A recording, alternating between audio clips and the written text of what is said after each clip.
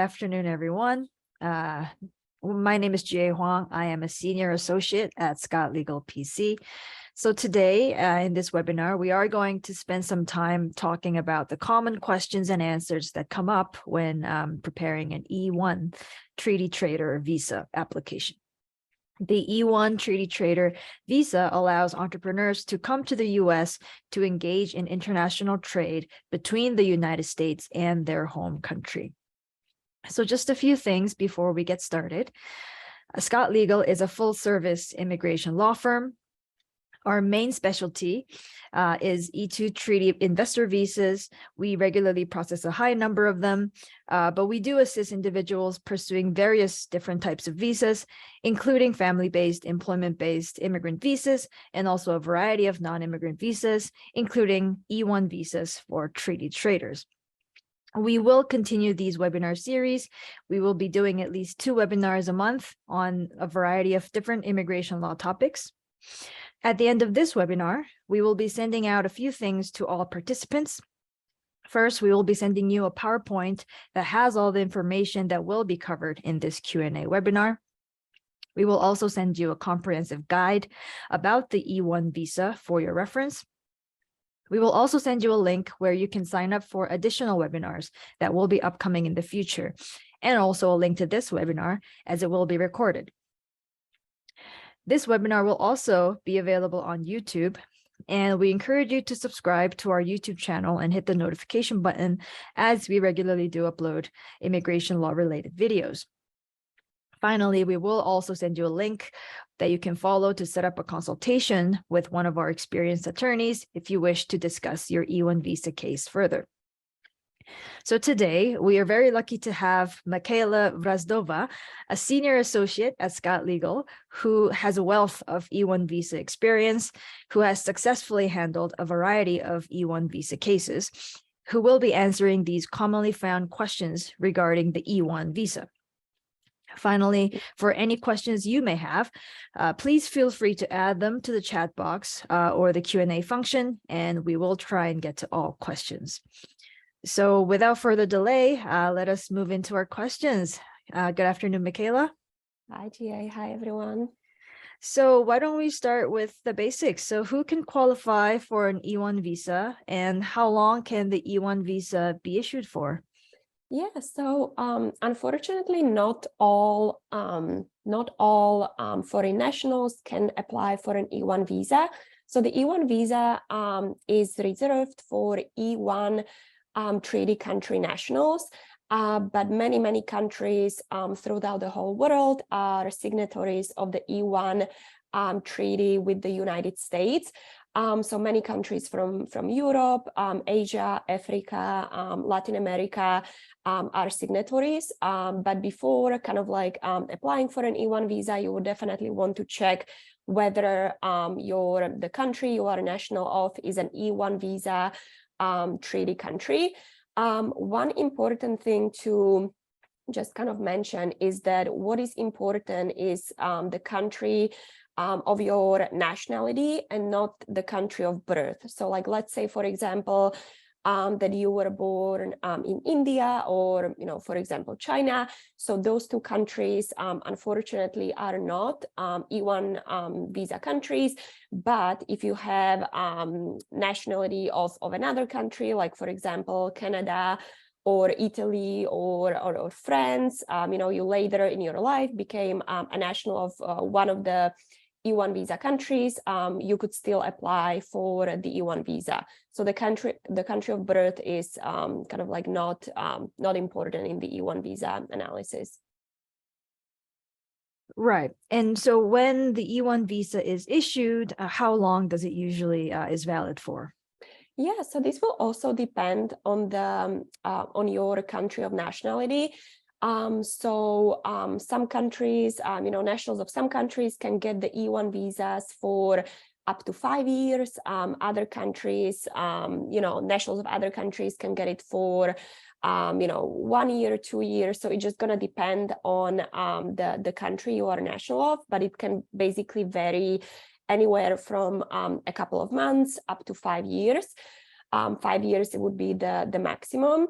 And one important thing to mention is that even if you are issued visa for 5 years, or if your visa is issued only for 6 months, every time you enter the United States on the E-1 visa status, on the E-1 visa, you will be granted 2 years in E-1 status. So, like let's say that your visa was only issued for 6 months, you would still get 2 years in E-1 status when you enter the United States on the E-1 visa.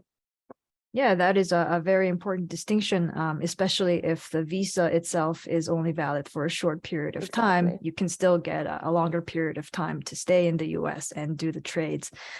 Right. So, okay, then for some of our participants who may not be that familiar with E-1 visas, could you also explain in general terms, so what is an E-1 visa, and what are the major requirements to qualify for the E-1 visa?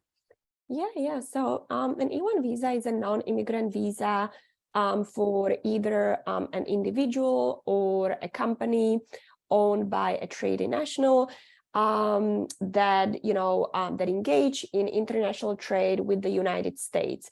And so let's go over the E-1 visa requirements. So the first requirement we already mentioned is that you must be a national of an E-1 visa treaty country.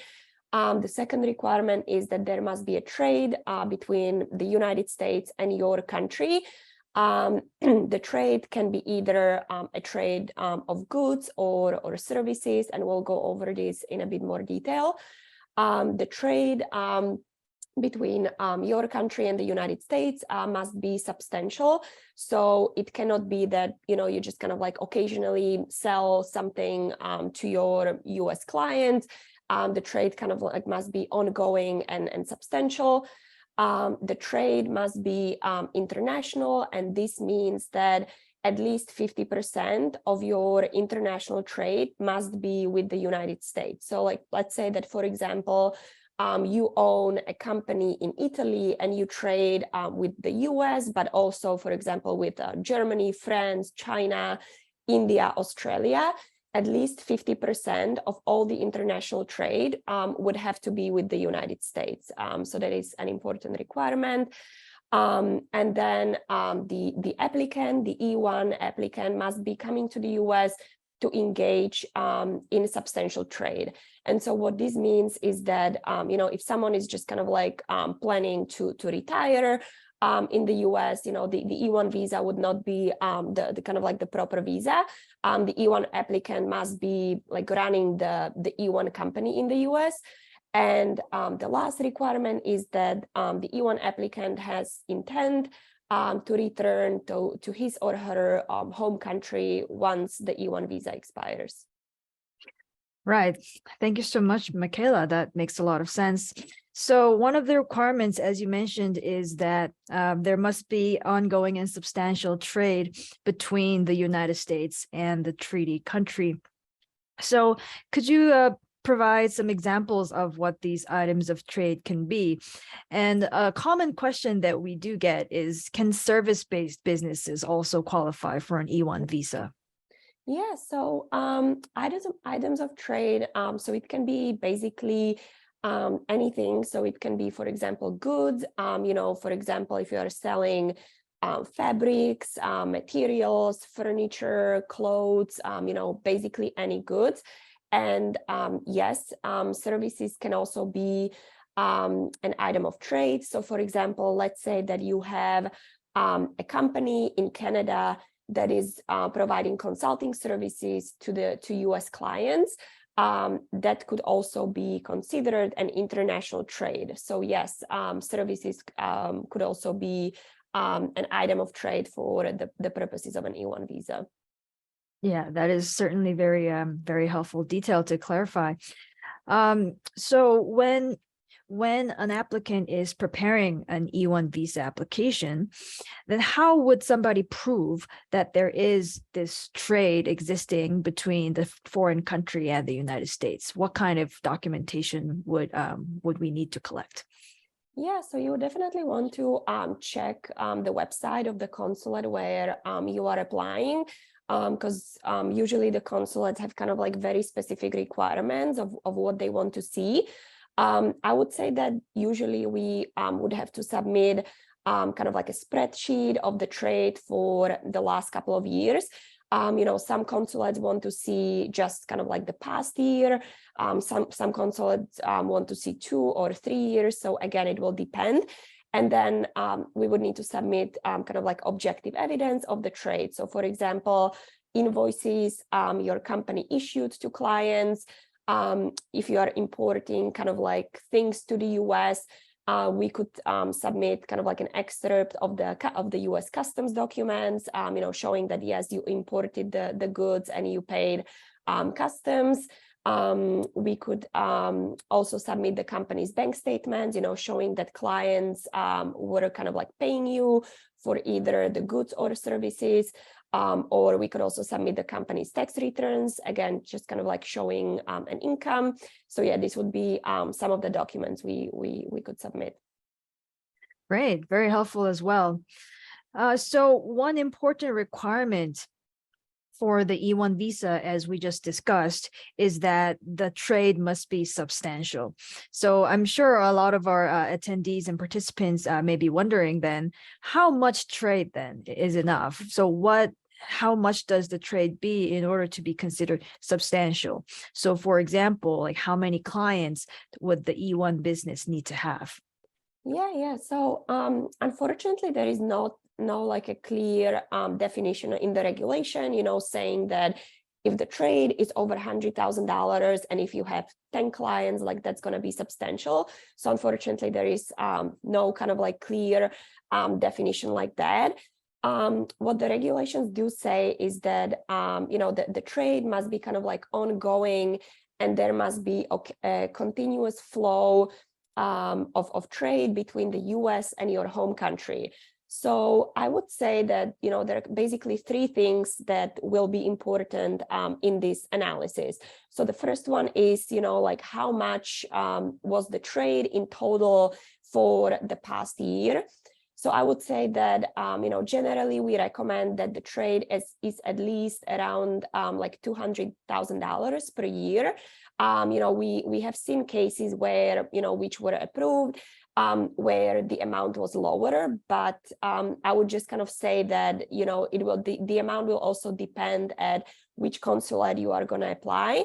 But to, the safe amount would be, 200,000 and more.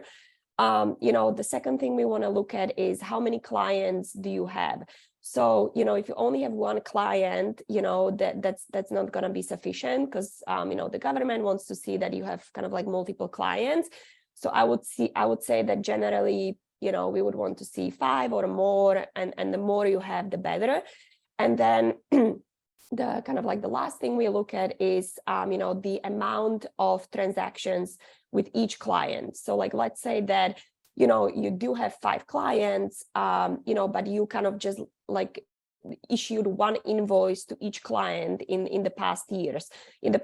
So that's not going to be the continuous flow of trade the government wants to see. They want to see kind of like, again, multiple transactions throughout the year. So, I would say around, like, if you issued like 20 invoices to each client, like that, that would be probably sufficient. Probably like 20 for the year, right? Or 20 per client. Oh, yeah. Per client, right. Yeah, yeah. That makes a lot of sense. And I would say with each of these, kind of like the more, obviously the kind of like the higher the trade amount is, the more clients you have, the more invoices, that's all going to be kind of like taken into account when the consular officer like looks at the file and, kind of like makes a determination whether there is the continuous flow or there isn't. Yeah, and in this inquiry, I guess it would be very helpful to look at the whole picture, right? And really just ask that the basic requirement is that there is a continuous flow of substantial trade in services and goods, and see if, the entire picture paints that reality, right? So that will really depend on the documents that the client can have to bring. Okay, so that is very helpful. What about the size of the company? So can a small business ever qualify for an E-1 visa, or is the E-1 visa really mostly suited for larger companies then? Yeah. So yeah, we have definitely done an E1s for smaller companies.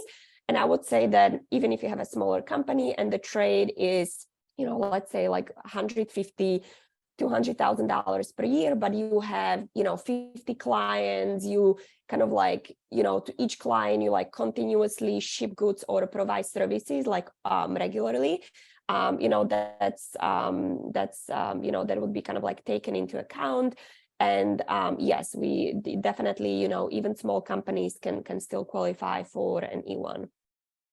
Right. And I guess it is also important distinction to consider the trade volume. So volume of the trade is the important metric to consider, and not necessarily the income of the business. Exactly. Right. So in that way, that is a little different from the E2 visa context. Okay. Yeah. Mm-hmm.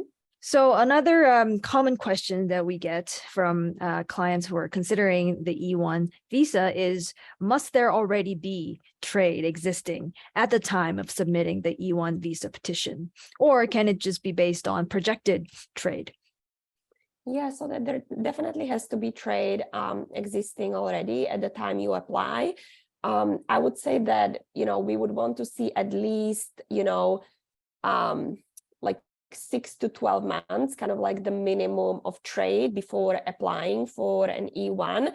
And, if you're just kind of like thinking of setting up a company that will do kind of like trade, in the future, like that, an E1 visa would not be kind of like a proper visa to, come to the US and kind of like do this and explore the opportunities. For the E1, it definitely has to be already existing at the time you apply. Right. Very important distinction to keep in mind. So how much, so what is the percentage of the trade that must be between the US and the foreign country? So, and in that comparison, so how does the calculation work to calculate this percentage?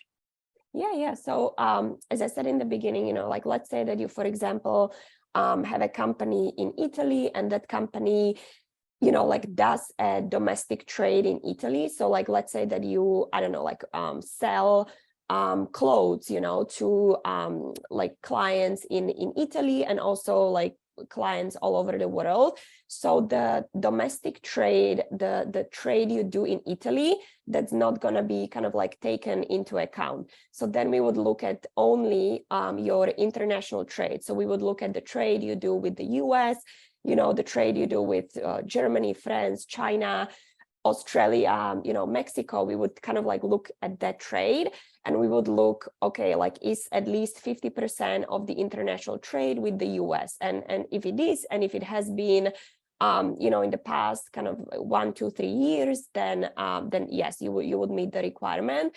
And, even after you get the E1 visa, you would want to always keep the international trade to at least 50% or higher with the US.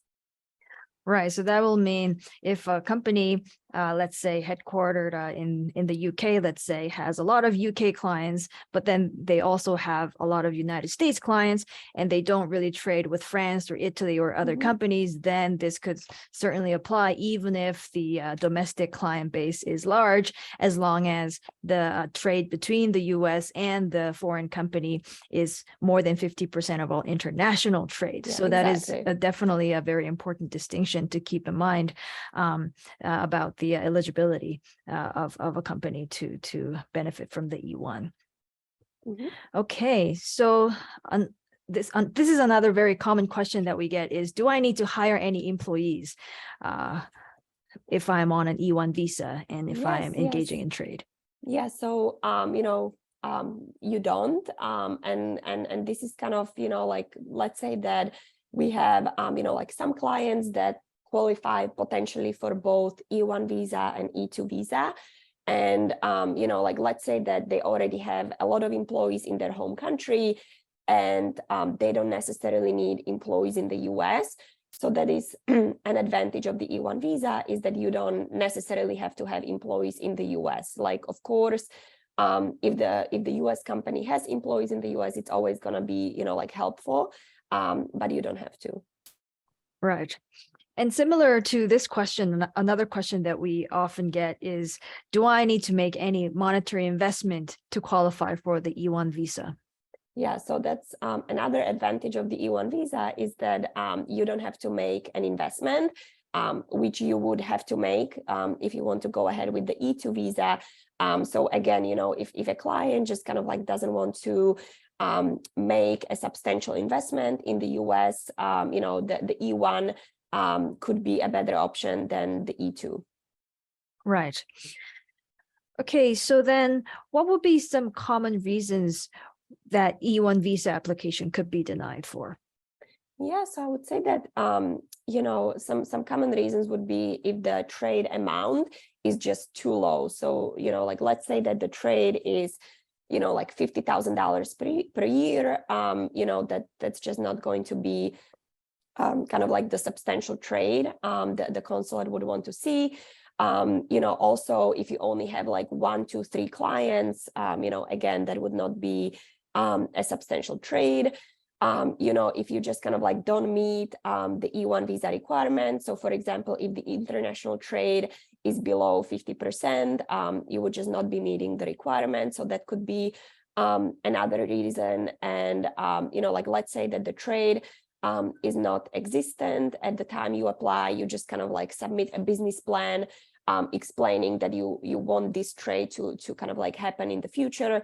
Again, the consulate would probably, not probably, but would deny the application because there would not be a substantial trade at the time you would be applying. Right. So what we understand here is that as long as there is that required volume amount of trade, and as long as there is that continuous flow of goods or services being exchanged, and if it is more than 50% of the international trade, so basically you meet these requirements and check all these boxes, and then that's sort of a good indicator that your application would be approved. But otherwise, that then it would just not work out because it's not a good fit. Yeah. Mm-hmm. Makes a lot of sense. So now maybe let's talk about renewals, because this is also a question that we usually get. What would an applicant need to show at the E-1 visa renewal stage? Yeah, so, you would want to, let's say that your visa was approved for 5 years. You would want to submit documents showing, like how the company did in the 5 years, like as it relates to the international trade. So you would want to submit, again, kind of like spreadsheet, like detailing like what was the trade in each of those years. You would want to submit the company's tax returns, showing the company's income. You would want to specify, again, it's kind of like similar as the initial application. You would want to, again, kind of like specify how many clients you had, how many transactions there were. You would want to make it clear that the majority of the trade is with the US. So yeah, you would basically be submitting kind of like updated financial and trade documents showing that the company still meets all the E-1 criteria.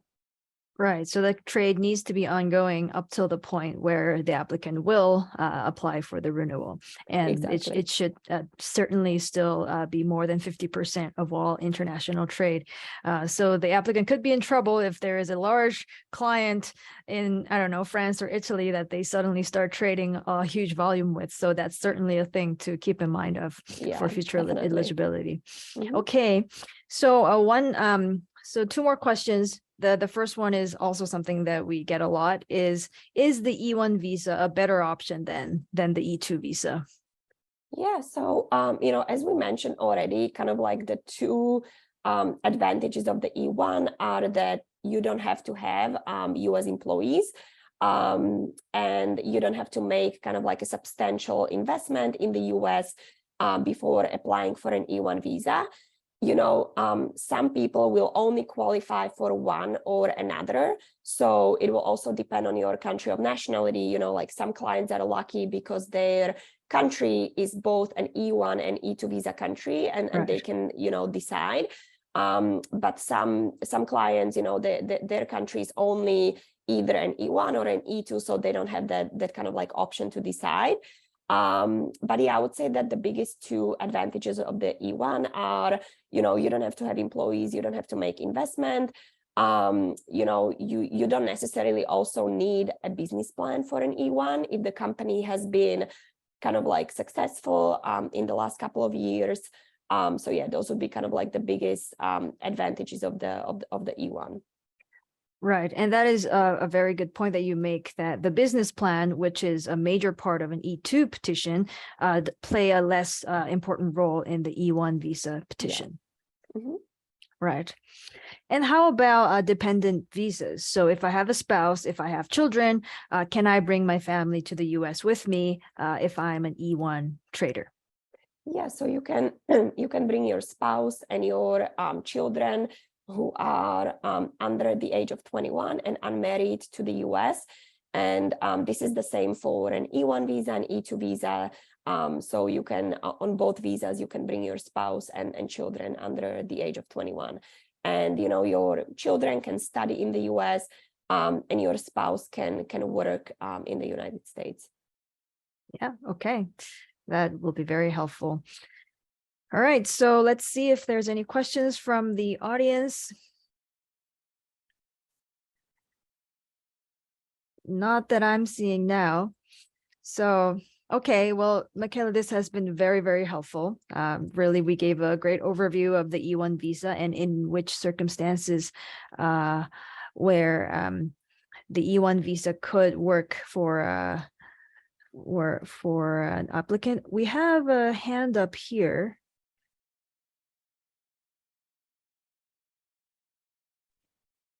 Hello.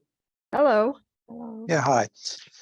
So I think I need some clarification. I thought this was a seminar about a visa to purchase a business in the US, but obviously it's not. So is there such a visa that that would allows be- you?